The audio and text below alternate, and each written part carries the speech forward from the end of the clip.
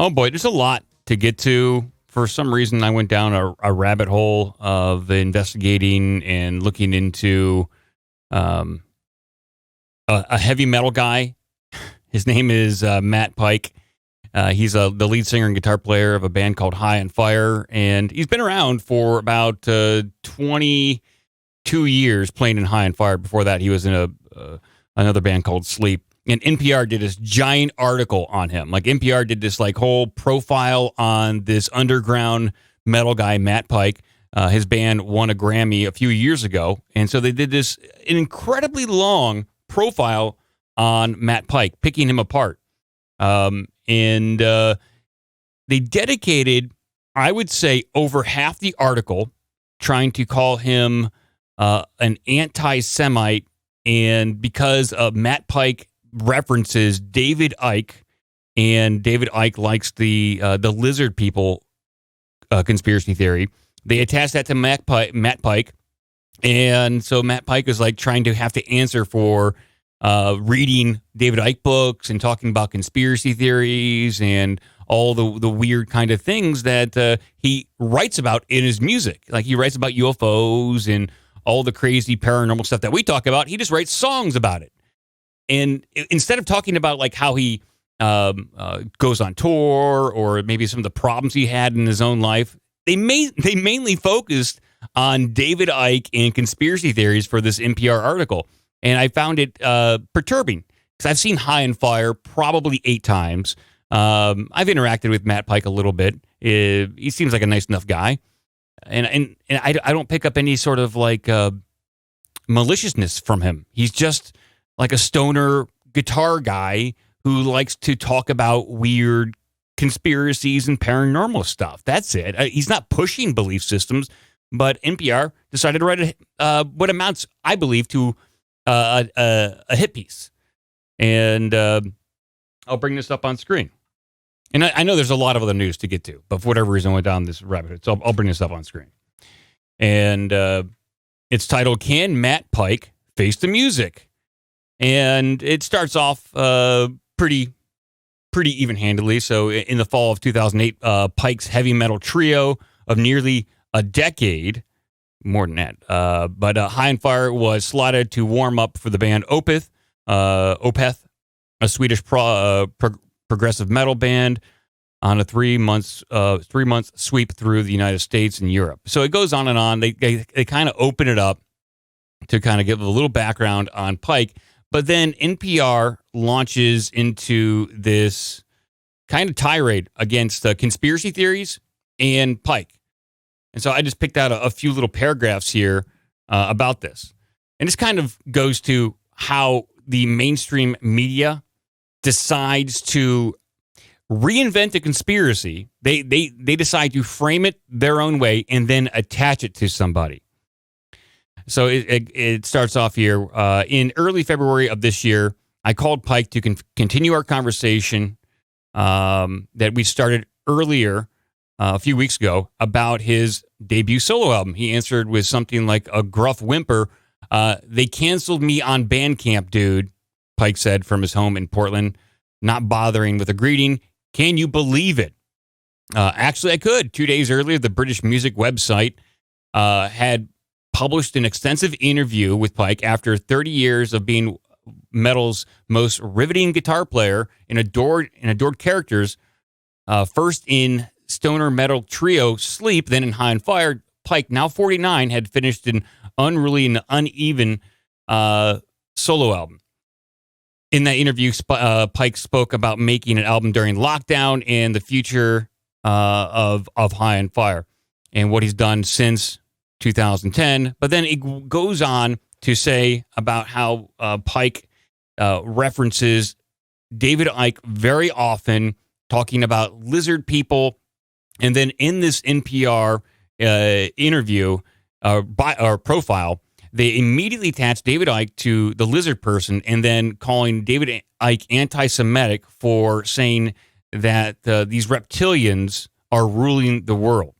Now, I'm not like a David Icke expert, but I've never heard David Icke reference like the reptiles as being directly applied to Jewish people. I've always heard it being referenced to there's an ultra wealthy elite that rule this world.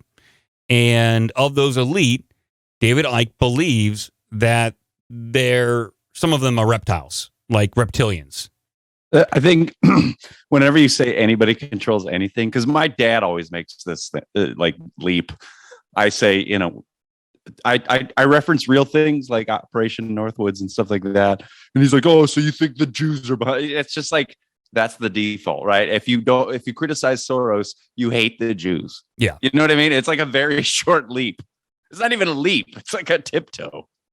Yeah. NPR reframed David Icke's writings into something that I've seen like a couple hours of him talking. I never heard anything like that. Yeah. David Icke has his own belief system about how this world is controlled and operated and how it works. But it's not to say that it's all negative, like it's all one group of people. It's all this race. I never heard him say that. So they asked him in this biopic, or not biopic, but profile. He goes on to say, Pike agreed that not all of these theories are possibly correct. He says that he just likes to entertain a lot of these ideas, and that it's good fodder for him writing songs, and that it's good material. He finds it fascinating, and he's never picked up on anything that was racist or anti-Semitic from David Icke's writings. But then in the next few paragraphs in NPR, they continue to reiterate that over and over again. They even asked Pike about 9/11, and Pike says, yeah, that was just a tool that was used to create more wars and to rain down even more authoritarian control over us. And then they tried to source, like NPR said, well, all of those 9/11 conspiracy theories have been debunked. Here's a link. And, it goes like to like popular mechanics and stuff like that. But I was just fascinated with how much time NPR decided to spend going down and trying to pigeonhole Matt Pike. And so I pulled some audio of Matt Pike. I'll put it up on screen.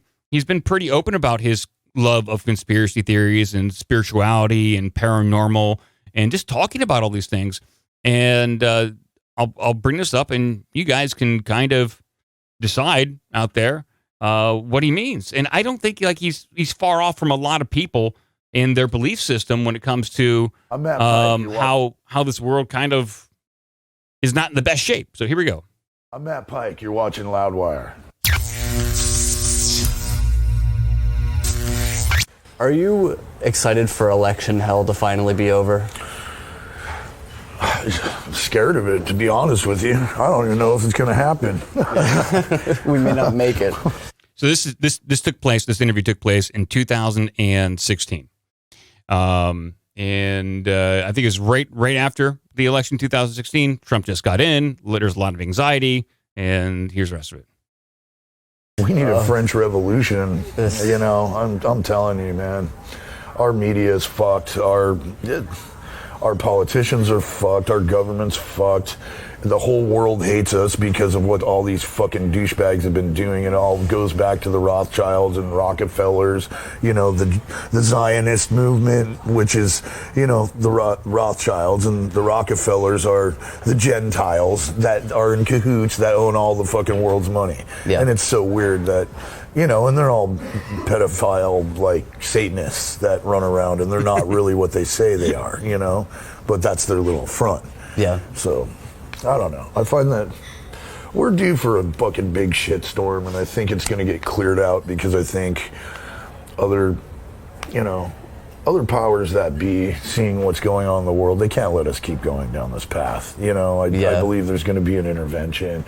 I don't know if it's aliens. I don't know if it's God. I don't know if it's anything. Everybody wants to put a tinfoil hat on my head, but look around. There's something fucking wrong, and there's something ain't right. And Planet X is on its way in, and everybody knows that. It's fact now, and even NASA admits it, and everybody wanted to call me fucking crazy then. Hey, call me crazy. When it happens, it's not my fault that you didn't fucking listen or fucking plan on it, you know? Or find some fucking way to, come to peace with your mortality. or immortality, depending on how you look at it. We're headed down a horrible road, and we're all face to face with each other, and we're not accepting that we're all part of each other's deal. So, I mean, it's not that far off from like a lot of conspiracy theories that have been going around for 30 years. He obviously reads a lot about this kind of stuff, and NPR decided to pick up on it. But then I found this other little piece from Matt Pike. He's not telling you what to believe, and he doesn't even know if anything that he's reading is absolutely correct about the world. He's a little wishy-washy about it, but he seems pretty diplomatic. Okay, what about Chupacabra? Oh, I'm sorry, go ahead, Joe. I think he seems humble, right? And where is the lie? You know what I mean? Like, everybody wants like Kyle Rittenhouse in prison because we watched that trial, but Ghislaine Maxwell, like, whatever happened? Epstein, whatever happened? Like, you got all the big names. And it's like, all we care about is Johnny Depp and the poop on his bed. Like, what is happening here? Justice does not exist. And he's getting at that. And he's not like the biggest musician. He is, he draws a good crowd with High on Fire when he tours. They put out great records if you like metal. And like, if you're into Motorhead and Black Sabbath, you'd probably like High on Fire, which I do. But it does impact, like, so when they write like a hit piece like an NPR, that's a pretty big publication for people that are curious about music or just kind of what's going on. And so that filters down, and it does like affect people at this level when he's trying to put out something like on Bandcamp, where no one was touring during COVID. So he put out stuff, and then if Bandcamp kicks you off, well, that's a revenue stream. It really impacts people. And so when they misrepresent, the media misrepresents what he actually is saying, or saying Jews. Yes, Joe. when they misrepresent what his belief systems are, if he even knows, and attaches that to him to cause some sort of backlash, that's a problem.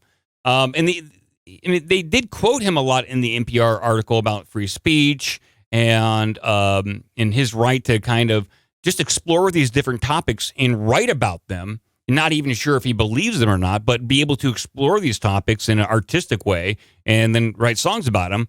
That's his right. And he's not telling people what to believe. And by the way, if you listen to his songs, it's sometimes very hard to even understand what he's singing about in the first place.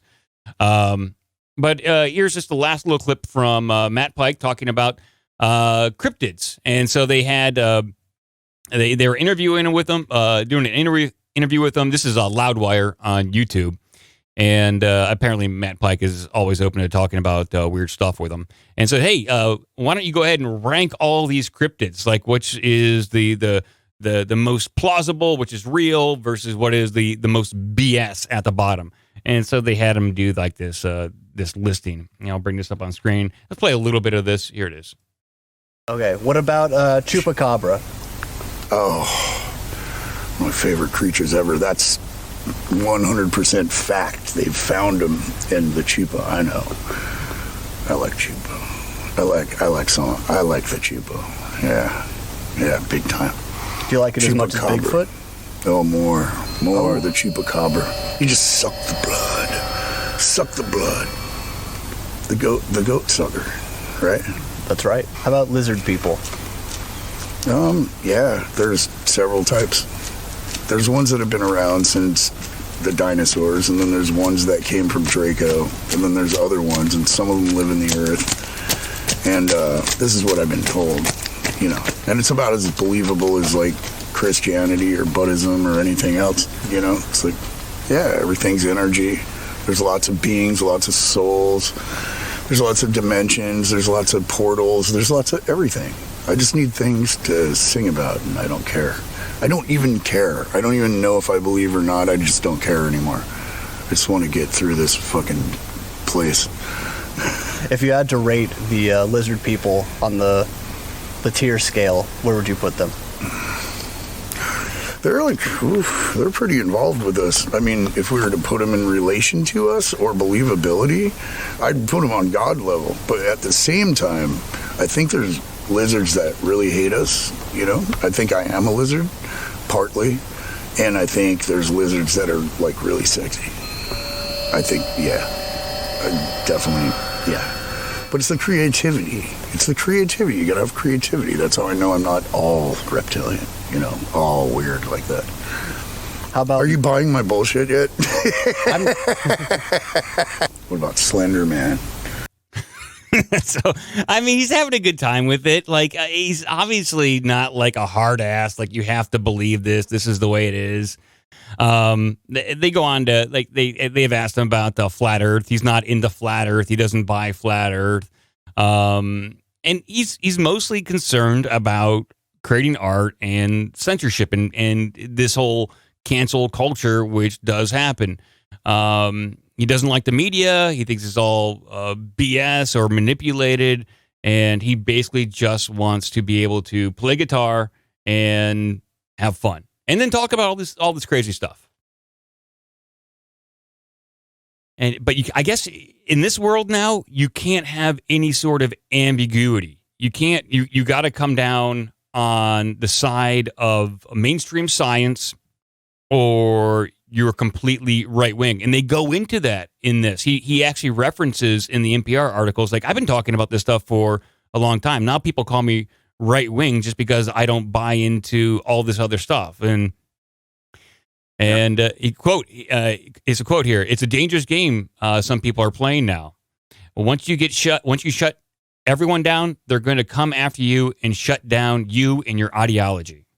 So, I don't know what that means, but he's definitely over the target. And I remember when you were doing the show and I rolled my eyes about the Bigfoots and the aliens and all that stuff, because I'm, it's like Scully to an extent. You know what I mean? Like, how come nobody can get a picture of these Bigfoots and shit and chupacabras if they're so real?